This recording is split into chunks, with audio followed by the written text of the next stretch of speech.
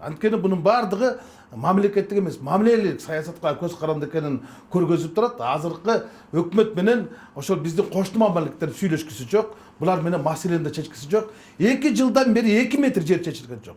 Ана кайра эле сүйлөшүп, мына айтат 14-ндө дагы жолугушуу болот дейт. Ошо Баткен областынын зам губернатору менен Согди областынын зам губернатору эмнени чечет?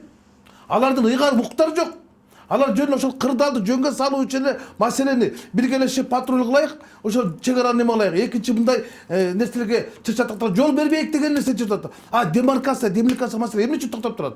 Эмне үчүн жанагы биргелешкен комиссия жолукту эле мына декабрь айы эмес, сентябрь айында чоң чыкты эле.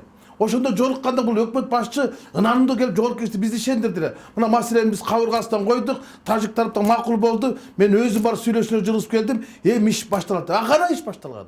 Башталган жок.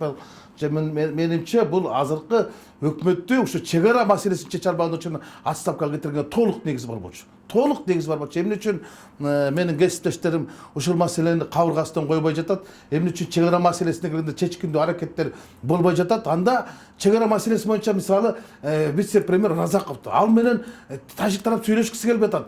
Жергиликтүү эл дагы Жеңиш Разаковго ишеним артпай атат. Анда омбудсмен Током Мамытовдон баргыла. Мурун чечип жүргөн да. Анда кайта Курсан Асановду ордунап келгиле. Ошол чечсин.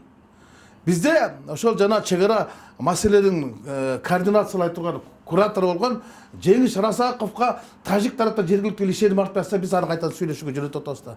Бул деген эмнени билдирет? Бул деген жанагы суу кыйбагын толбоско сөз айтпагын болбоско деген эле кеп да.